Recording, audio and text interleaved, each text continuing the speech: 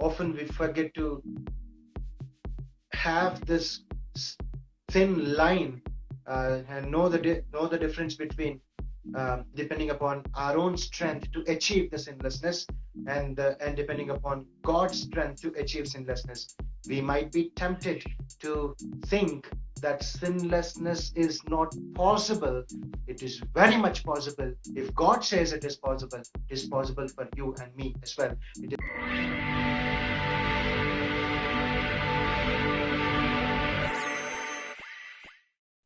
Let's turn our Bibles to Genesis chapter number 4. There is an excellent story of probably first conflict among humanity, which is recorded in Genesis chapter number 4. I said that it is first conflict among humanity because there was another conflict between God and Adam before that, but we are not talking about that conflict. We are talking about the first conflict of humanity, which has ever been recorded in Bible, Genesis chapter number 4.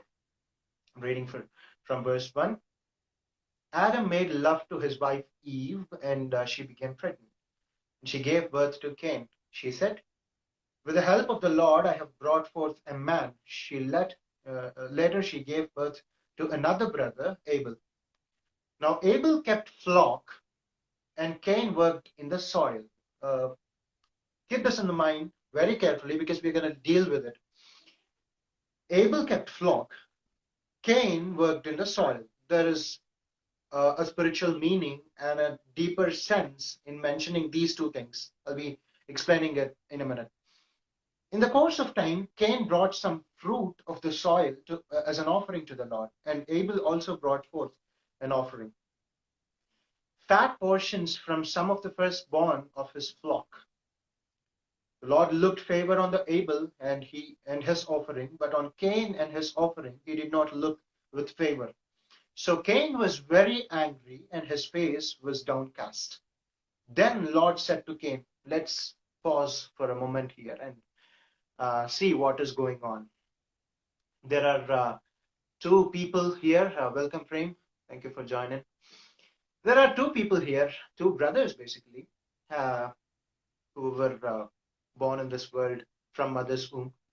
They are the first born in this world because before that, Adam was made from the soil, not from the mother's womb.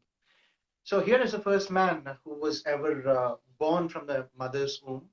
It was Cain. And then there was another brother of his. He was Abel. And what was Cain's occupation? He worked on the soil. He cultivated land. He worked with the soil. He was more closer to the soil. And then what was Abel's occupation? He was keeping flock, live cattle. So there are two things here. One is working in the soil, and second one is keeping the flock. Let's say the lamb. Here I'll take this working in the soil as a cultivation. Okay. So now tell me, what does cultivation mean? What does keeping flock mean? How can we work in the soil? How can we grow plants? How can we produce fruits or vegetables or whatever we produce from the land? How can we do that? It takes a lot of hard work and sweat and blood to cultivate the land and bring the fruit of the land, right? Yeah. How do we keep the flock?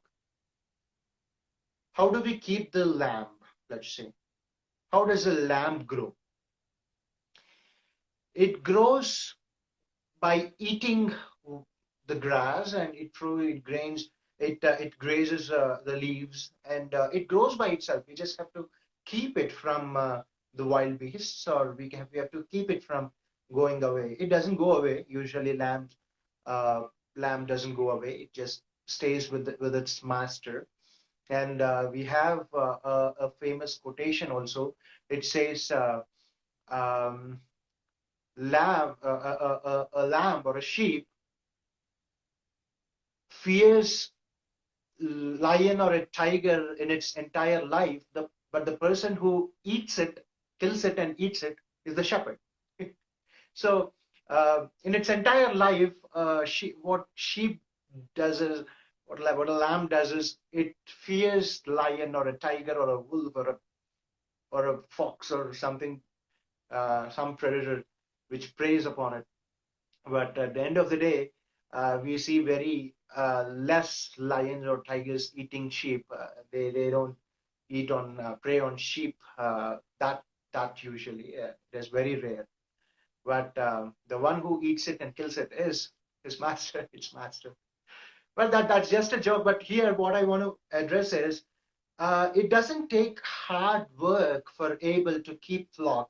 He just have to keep it. He just have to drive it, take it to the parts where it can get its food. He has to feed them. Then he has to bring them back to his home. That's what keeping is all about. Keeping flock is all about. Now, listen to this very carefully. Both of them brought offerings to the Lord. Now, my question is, how come Cain and Abel, centuries before Mosaic law, knew that they have to bring offerings to the Lord? They must have had this law or commandment which Lord kept, or institution which Lord kept, but which they knew.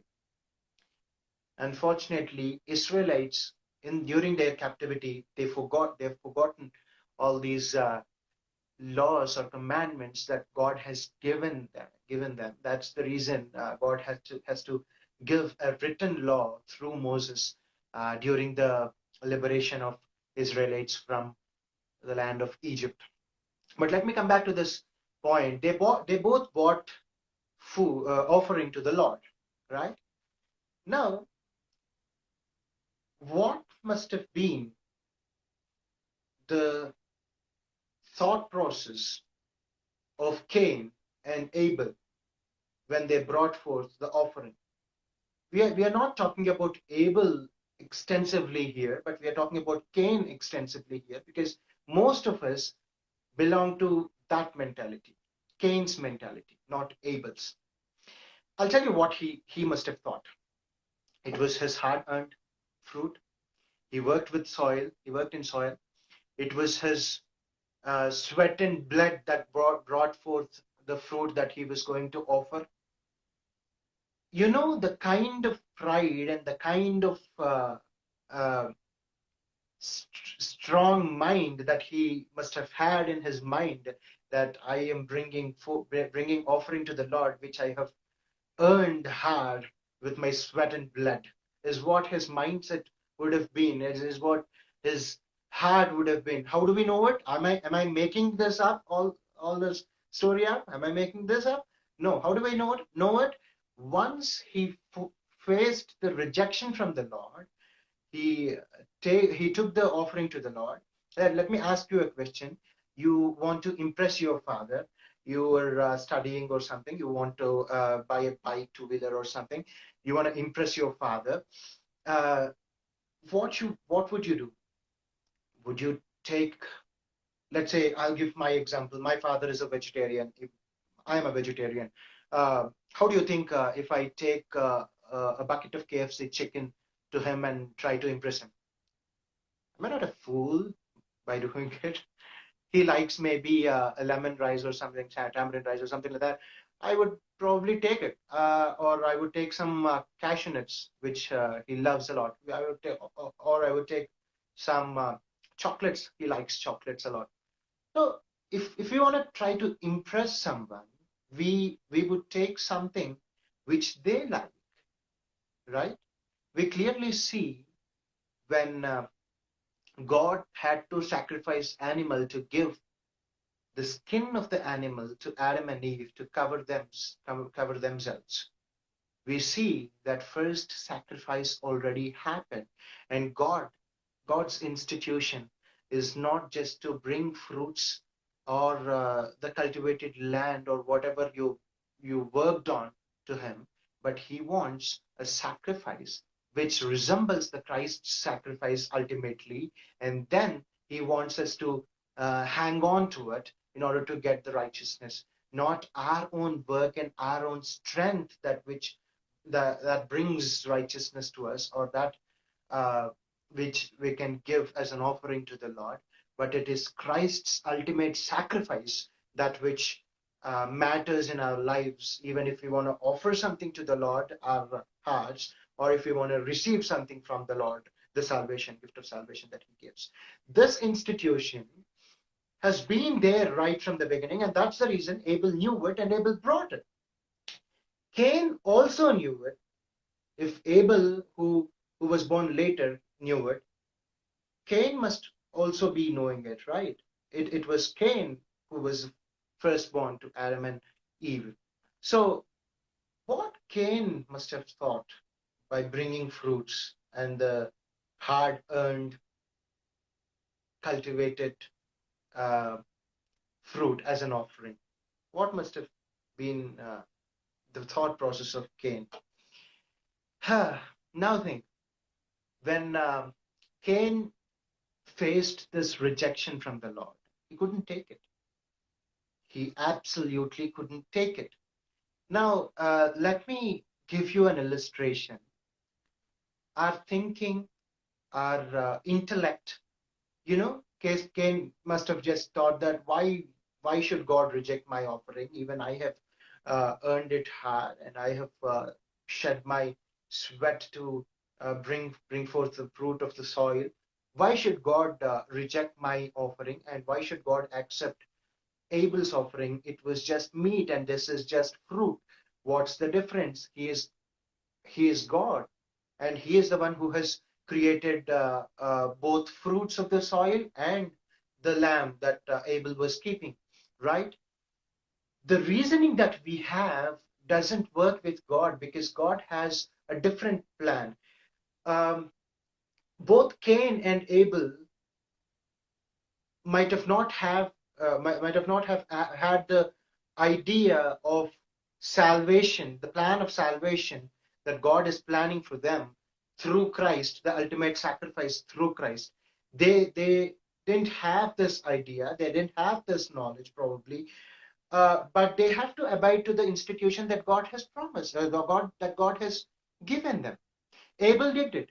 Though we do not know the plans of God, though we do not know what ultimately is going to come up and what ultimately God is planning for us, we at times have to trust God and accept His institutions and obey His commandment, rather than reasoning it and asking it, why flesh? Why only lamb? Why only sacrifice? I can bring my fruit. That's what I have earned hard, right? Let me give you an illustration, as I said, by this, proving that this reasoning doesn't work always. Reasoning is very good, it looks very beautiful, but it doesn't work always. Let me give you this illustration. There is an old paradox which talks about a student and a surprise test paradox. The paradox is called student and the surprise test. It was Friday. All the students were in the classroom and teacher was teaching. After the class, teacher announced a surprise test in the next week. Everyone went back to their respective homes, and they were so happy. They were so delighted to have such a surprise test, and they were all preparing for that surprise test. They've turned all the textbooks, and they have referred all the question and answers that they had and everything. They were so prepared and well prepared. But one student among all of them had different idea. He was very intelligent, very smart. He thought, I know mathematics, I can derive a probability uh, to to know on which day exactly teacher will conduct the test, surprise test. Then he sat down and took a pen and a paper and wrote down all the names of the days that a week has: Monday, Tuesday, Wednesday, so on till Friday. Then he thought he would give the probability to each day and then calculate ultimately which day teacher is going to conduct the test. Then, I'm sorry. And then he started with Friday first. He thought He gave probability 1 divided by 5 to each of the days. If you know probability, you would understand what I'm talking about. There are 5 days, 1 day the test will be. So 1 by 5 will be the probability for each day. Okay. Now he started off with Friday. He thought teacher can never conduct test on Friday, because if it was Friday, till Thursday it will be surprise, but on Thursday it will not be surprise anymore, because there is only 1 day left, right? If it is till Thursday, it is a surprise. But if even till Thursday it was not conducted, the test was not conducted. Now, what day is remaining in the week? It was obviously Friday, right? Then will it be surprise to me as a student? I waited till Thursday, and then all of a sudden Friday came up. And will it be surprise to me at any cost? No, it is not. It is not surprise. So he eliminated Friday as an option and gave 1 by 4, 1 by 4, 1 by 4 to all the 4 days, right from Monday to Thursday. Then he has taken Thursday as an option again. Then again he thought, because I am a smart kid, I'm an intellectual boy, I know that Friday will not be the surprise test, because till Thursday it will be a surprise, but on Thursday it will not be surprise anymore. So I have eliminated Friday. So now I'm taking Thursday as an option. Can teacher conduct test on Thursday? He thought, no, she can't, because till Wednesday it will be surprise, but on Wednesday, since I know that it will never be on Friday, it will obviously be on Thursday. I will be a bit slow here. Please try to understand the paradox here. It will be very funny and intellectual too. He thought, because I have eliminated Friday, because I'm smart enough to eliminate Friday, till Wednesday, it'll be a surprise. But on Wednesday, I'll surely know that the test will be on Thursday, because Friday is not an option anymore. And so it is not a surprise anymore on Friday, right? So that's then he has eliminated the Friday as an option also. And then he gave 1 by 3, 1 by 3, 1 by 3 probability to Monday, Tuesday, and Wednesday. And then he applied the same logic to Wednesday, and he applied the same logic to Tuesday and Monday as well. Finally, he thought it will never be a surprise test. Teacher is just faking all these things. She lied to us. There is nothing called a surprise test anymore. So he chilled out his weekend. He never prepared to the examination. The surprise test came, and he failed the test, and entire class succeeded. You know, when this is an old paradox called surprise test paradox. We can be so intellectual but miss the point at some time, because our logic is not complete. He couldn't understand that it is surprise not the entire week, but it is surprise till some extent. It is still a surprise, right? He missed that point.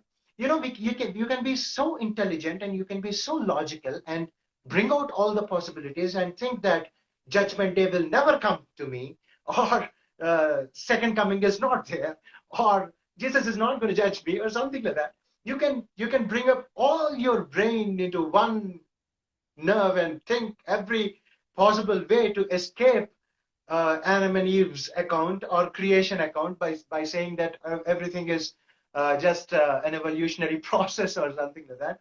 But if you miss the point of morality, how do we get our moral values from, or things like that, which is real and which is essential, you're gonna pay your life for it. You're gonna pay a huge amount for it. Let me come back to Cain's story again. He must have had uh, long thought process to escape what God's institution is, and he must have brought forth a beautiful fruit, expecting God to appreciate him, saying that Abel bought lamb, but you brought your hard-earned fruit. You are so smart and you are so hardworking. I appreciate you, is what Cain expected from God. And what he got is brutal bad news, because what he got was direct rejection, and Cain's fruit was accepted. Then God comes to Cain. He was very angry. Cain was very angry, and his face was downcast. When we come to sixth verse and read, then Lord said to Cain, "Why are you angry? Why is your face downcast? If you do what is right, will you not be accepted? But if you do what is what is right, if you do not do what is right, sin is crouching at your door. It desires to have you, but you must rule over it." Here God mentions about two things. One is right and wrong. Another one is sin. Listen to this very carefully. He says, if you do what is right, will you not be accepted? But if you do not do what is right, sin is crouching at the door. I thought right and wrong defines sin, right? I thought sin is doing wrong already. Not doing right is already sin, right? So what sin God is talking about? We'll get to know in a minute. Now Cain said to his brother Abel, "Let's go out to the field." While they were in the field, Cain attacked his brother Abel and killed him. Is it possible that even God whispers? I'm, so, I'm sorry. Even God whispers in our ears that do not do what is not right, for sin is crouching. It is trying to rule you, but you have to rule it. Our conscience speaks to us. Our conscience murmurs while our flesh shouts. Listen to the murmuring of the conscience, not the shouting of the flesh. Be inclined to the spirit and the conscience, not inclined to the flesh. Here, God comes and warns Cain that you have something called jealousy in your heart. You have something called pride in your heart. Let that not rule you. Rather, you have to rule it. God is every time with us, in the form of Holy Spirit. He is there in our hearts to warn us every time we are about to sin. He warns us, he talks to us, and he uh, tells us not to do that, not to be inclined to sin. And unfortunately, Cain didn't listen to God. He was more inclined to his flesh. And what was the result? He has committed the first murder in the history of humanity. If you are not listening to the Lord, the sin in itself does not have place in your heart. It is the potential towards sin that is in your heart. The jealous, the pride, the anger, the uh, the carnal minds, the covetousness, everything that you have in your mind reaps sin. Sin is crouching in the door. What is door? What does door represent in Bible? It represents our heart. Jesus says, "I'm standing at your door and knocking, and you have to accept me." It is our heart that sin, crouches and tries to get in and tries to devour you. But you have what's your responsibility and my responsibility is to stop and listen to God, what God has to say to us, what God has to teach us. Now, um, apart from this entire story that has been narrated, I want to bring one beautiful parallel which connects both Old Covenant and New Covenant here. Um, Here, Cain brought forth something. Listen to this very carefully. Cain brought forth something which is hardened, which is his. He worked on soil. He took out his sweat. He worked very hard, and then brought the fruit to worship the Lord. What Abel depended on is he depended on something called sacrifice of lamb. He depended on something called blood of lamb. He depended on something which is not his strength. You who said old covenant is old and new covenant is new? There is nothing old about old covenant. There's nothing new about new covenant. You have right there in Genesis 4th chapter the ultimate sacrifice of God and how we have to depend on his sacrifice in order to gain the righteousness and not ours in order to gain the righteousness. It is Christ's sacrifice that we have to depend upon and not our own strength that we have to depend upon. Beautifully portrayed old covenant and new covenant, old covenant being Cain and new covenant being Abel. In the chapter 4, in the 4th chapter of Genesis, you have uh, thousand arguments to say that we are not under old covenant, we are under new covenant, and new covenant is all about grace and all about flesh and everything. But ultimately, it is the righteousness and overcoming sin and ruling over it that which matters. Did the old covenant Cain rule over sin or new covenant Abel rule over sin? It was Abel who ruled over sin. Often we forget to have this thin line and know the difference between depending upon our own strength to achieve the sinlessness and depending upon God's strength to achieve sinlessness. We might be tempted to think that sinlessness is not possible. It is very much possible. If God says it is possible, it is possible for you and me as well. It was possible for Abel, and God said it was possible for Cain as well. He was jealous, definitely. He was angry, definitely. He was emotional, definitely. He had this idea of killing Abel, definitely. But God said, you have every possible sin in your head, but you can rule over it because you have my strength. That's what God's warning is. And if you want to try and win over the sin by yourself, you know what you're going to end up in? You're going to end up in killing your brothers and sisters by having the envious soul in you, an envious spirit in you. It is not our own strength, it is God's strength. It is not our own ability, it is God's ability. We have to accept what we are in order for God to make that transformation, bring that transformation in my heart and your heart. Let me give this example from Bible and close my topic today.